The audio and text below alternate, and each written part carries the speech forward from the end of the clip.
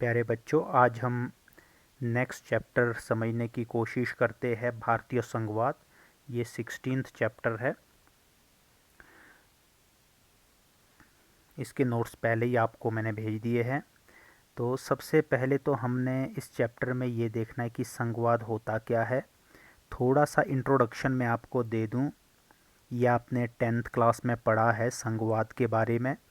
आपने एक चीज़ पढ़ी है वहाँ पर कि दो तरह की शासन प्रणालियाँ होती है। एक संघात्मक शासन प्रणाली होती है और दूसरी होती है एकात्मक शासन प्रणाली। हल्का सा हम उसको रिमाइंड करते हैं इस चैप्टर को करने से पहले। देखिए, जब भारत आज़ाद हुआ था तो भारत के सामने ये दोनों तरह की शासन प्रणालियाँ थी। ऑप्शन था कि भारत किसको अपनाए।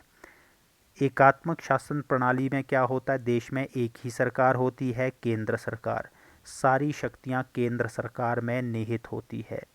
दूसरी ओर जो हमारी संघात्मक शासन प्रणाली है उसमें क्या होता है, उसमें देश में दो प्रकार की सरकारें होती है। एक होती है केंद्र सरकार और दूसरी होती है राज्य सरकार। इन दोनों सरकारों के पास अलग अलग शक्तियां निहित होती है। दोनों के बीच शक्तियों का बंटवारा किया जाता है और दोनों अपने अपने क्षेत्राधिकार में, जिसका अर्थ हुआ जो शक्तियां इनको सौंपी गई है संविधान द्वारा, उसमें ये काम करने में स्वतंत्र होती है। जिसको हम कहेंगे ये अपने अपने क्षेत्राधिकार में स्वतंत्र होती है। और दोनों के मध्य जो शक्तियों का बंटवारा किया जाता है वो देश के संविधान द्वारा किया जाता है। भारत के संविधान द्वारा भी केंद्र और राज्यों के बीच शक्तियों का बंटवारा जो किया गया है, आपने याद रखना है। उसके लिए 3 सूचियां, लिस्ट बनाई गई है। पहले ये देखा गया कि कितने काम है, कौन कौन से विषय केंद्र को देने हैं, वो संघ सूची में लिखे गए। जो काम राज्य सरकारों को सौंपे गए वो राज्य सूची में रखे गए। फिर कुछ काम जो छूट गए थे वो समवर्ती सूची में रखे गए, जिनमें कानून बनाने का अधिकार दोनों को दिया गया। अब देखना है हमने कि कौन सी ऐसी बातें हैं, कौन सी ऐसी खासियतें हैं जो भारत को संघात्मक प्रणाली वाला देश घोषित करती है। तो संघात्मक प्रणाली की हमने करनी है विशेषताएं। सबसे पहली बात तो यही है जो हमने अभी देखी कि यहाँ पर दोहरी शासन प्रणाली है। एक केंद्र सरकार है और दूसरी राज्य सरकारें। हर एक राज्य की हमारी अपनी सरकार है। जो भी हमारे 28 स्टेट्स है उनकी अपनी अपनी सरकार है और दोनों सरकारें अपने अपने क्षेत्राधिकार में स्वतंत्र होकर काम करती है। दूसरी बात है शक्तियों का बंटवारा। दोनों के बीच शक्तियों का बंटवारा किया गया है ताकि दोनों के बीच कोई मतभेद पैदा ना हो। अब इसमें किया क्या गया है, जो तो देश से जुड़े हुए मुद्दे होते हैं वो केंद्र को सौंपे गए। राष्ट्रीय महत्व के मुद्दे जैसे रक्षा, देश की सुरक्षा करना, ये काम किसको सौंपा गया, केंद्र सरकार को। मुद्रा से संबंधित ये भी केंद्र सरकार को, कितनी करेंसी हमने छापनी है, उसकी वैल्यू क्या होगी, ये सारे काम, और विदेशों के साथ हमने क्या संबंध स्थापित करना है, ये काम किसको सौंपे गए, केंद्र सरकार को। ऑब्वियसली होने भी चाहिए, क्योंकि अगर विदेशी संबंध, रक्षा से जुड़े हुए काम कहीं हम राज्य सरकारों को सौंपे तो अलग अलग सरकारें हैं राज्य सरकारें, तो उनके निर्णय आपस में कॉन्फ्लिक्ट कर सकते हैं, एक दूसरे के विरुद्ध हो सकते हैं। और जो स्थानीय महत्व के विषय दिए गए, लोकल एडमिनिस्ट्रेशन से जुड़े हुए मुद्दे, वो सौंपे गए सभी राज्य सरकारों को।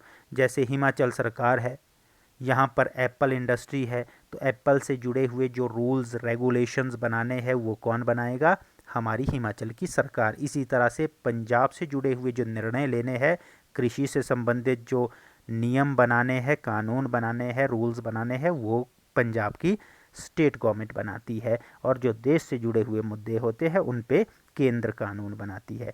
तीसरी बात है लिखित संविधान। भारत में संविधान कैसा है, लिखित है। देखिए मैं आपको बता दूं, ब्रिटेन का संविधान एक ऐसा संविधान है जो अलिखित संविधान है और ब्रिटेन में अपनाई भी गई है एकात्मक शासन प्रणाली। भारत में अपनाई गई है संघात्मक शासन प्रणाली। तो संघात्मक प्रणाली जहाँ भी है, जैसे यूएसए में है, अमेरिका में है, वहाँ भी लिखित संविधान है। भारत में भी लिखित संविधान है। अब आप सोच रहे होंगे ये ज़रूरी क्यों है, इसलिए ज़रूरी है ताकि लिखित संविधान में जो शक्तियां केंद्र और राज्यों के बीच बांटी गई है वो लिखित रूप में सामने रहे, दोनों के बीच कोई मतभेद पैदा ना हो। जब लिखित में सारी शक्तियां बंटी होती है तो मालूम होता है दोनों सरकारों को कि किसकी शक्तियां कौन सी है। और एक इम्पॉर्टेंट पॉइंट और है भारतीय संविधान के संघात्मक विशेषताओं का, वो है कठोर संविधान। भारत का जो संविधान है वो कठोर है। वैसे तो भारत का संविधान इतना कठोर भी नहीं है, कठोर और लचीले का संगम है, लेकिन अधिकतर हिस्सा इसका कठोर है। अब कठोर क्यों होना चाहिए संघात्मक प्रणाली वाले देशों का संविधान? इसलिए होना चाहिए ताकि केंद्र सरकार उसमें मनमाने तरीके से परिवर्तन ना कर सके। देखिए, भारत के संविधान में संशोधन की शक्ति संसद को प्राप्त है और संसद से ही केंद्र सरकार हमारी बनती है। तो कहीं ऐसा ना हो कि हमारी संसद मनमाने तरीके से संविधान में संशोधन करे, ज़्यादा शक्तियां जो पहले राज्य सरकार को शक्तियां दी गई थी कहीं उसे भी केंद्र को ना सौंप दे मनमाने तरीके से। इसलिए संविधान में परिवर्तन करने की प्रक्रिया जटिल होनी चाहिए, आसानी से परिवर्तन ना हो। सिर्फ आपने ये ज़रूर समझ लेना कि कठोर संविधान ऐसा संविधान होता है जिसमें आसानी से परिवर्तन ना किया जा सके, जबकि लचीला संविधान होता है जिसमें आसानी से परिवर्तन किया जा सकता है। देखिए बच्चों, आपसे ऐसे भी क्वेश्चंस पूछे जा सकते हैं कि कठोर संविधान किसे कहते हैं, लचीला संविधान किसे कहते हैं। तो ये एक्स्ट्रा नॉलेज आपको होनी चाहिए। अगली बात है स्वतंत्र न्यायपालिका। न्यायपालिका का काम क्या होता है? विवादों का निपटारा करना। तो ये किसी नियंत्रण से मुक्त होनी चाहिए। भारत की न्यायपालिका भी स्वतंत्र है ताकि ये केंद्र और राज्य सरकार के बीच अगर कभी कोई मतभेद पैदा हो जाता है, विवाद हो जाता है दोनों सरकारों के बीच, तो न्यायपालिका उस विवाद का समाधान कर सकती है। तो ये तो हो गई कुछ संघात्मक विशेषताएं, इसको अपने पास आपने साथ में लिखकर भी रखना है। अब आइए देखते हैं कि भारतीय संविधान की कुछ एकात्मक विशेषताएं भी है। देखिए, मैं आपको बता दूं, भारत ने हालांकि संघात्मक शासन प्रणाली अपनाई, लेकिन भारत ने पूरी तरह से संघात्मक शासन प्रणाली भी नहीं अपनाई। कुछ विशेषताएं जो देश की परिस्थिति के अनुरूप थी वो हमने संघात्मक शासन, एकात्मक शासन प्रणाली वाली भी अपनाई थी, जिनमें से कुछ एक यहाँ पर है।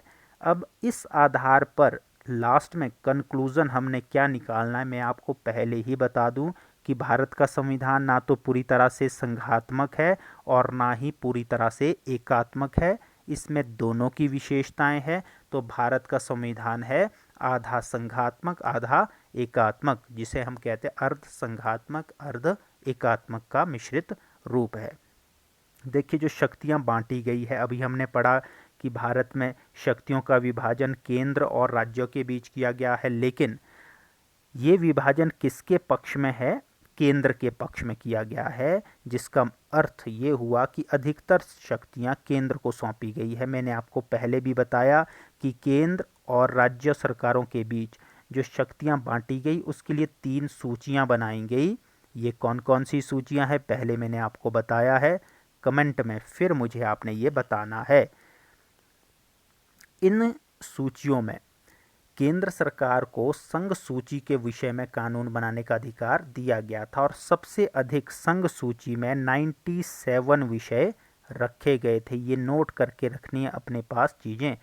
97 ऐसे विषय रखे गए जिन पर कानून बनाने का अधिकार केंद्र को सौंपा गया, और जो राज्य सूची थी उसमें रखे गए 66 विषय। तो 66 कम है, राज्य सरकारों को कम विषय दिए गए, कम अधिकार दिए गए, ज़्यादा अधिकार, ज़्यादा मामलों में कानून बनाने की शक्ति दी गई केंद्र को। तो हम कह सकते हैं कि भारत में शक्तियों का विभाजन केंद्र के पक्ष में हुआ। इसका मतलब एकात्मक शासन प्रणाली की ये विशेषता है, क्योंकि एकात्मक शासन प्रणाली में केंद्र शक्तिशाली होता है।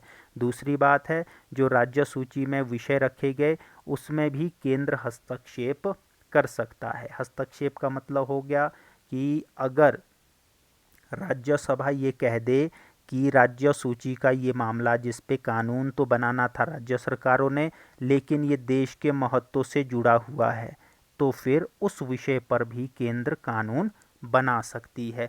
तो यहाँ एक और बात सामने आ गई कि केंद्र को ज़्यादा शक्तियां हैं वो राज्य सूची में भी हस्तक्षेप कर सकती है। और अगली बात है आपातकाल। आपने मुझे ये बताना है कि हमारे देश में आपातकाल की घोषणा कौन करता है। अगर देश में अनुच्छेद 352 द्वारा आपातकाल की घोषणा की जाती है राष्ट्रपति द्वारा, तो फिर उसमें भी सारी शक्तियां केंद्र के पास आ जाती है। कुछ मैंने हिंट आपको दे ही दिया है जो प्रश्न पूछा है। अगली बात है एकल नागरिकता। दो तरह के देश होते हैं। कुछ एक देशों में एकल एक तरह की नागरिकता होती है, जैसे भारत में भारत की नागरिकता होती है, राज्यों की नागरिकता नहीं होती है। लेकिन संघात्मक प्रणाली वाले देशों में जैसे अमेरिका में देश की भी नागरिकता होती है, राज्यों की नागरिकता अलग होती है। भारत में ऐसा नहीं है। जो किसकी विशेषता है, एकात्मक प्रणाली वाली विशेषता है भारत में। और भारत में राज्यों का अपना कोई अलग पृथक संविधान भी नहीं है। ऐसा कहाँ होता है? ऐसा होता है, पृथक संविधान होता है संघात्मक प्रणाली वाले देशों में, और देश का एक ही संविधान होता है एकात्मक शासन प्रणाली वाले देशों का। तो इससे भी साबित होता है कुछ विशेषताएं भारत में एकात्मक शासन प्रणाली वाली है, जबकि पहले हमने देखी कि कुछ विशेषताएं कैसी है, संघात्मक प्रणाली वाली है। तो भारत का संविधान अर्ध संघात्मक और अर्ध एकात्मक होता है। धन्यवाद।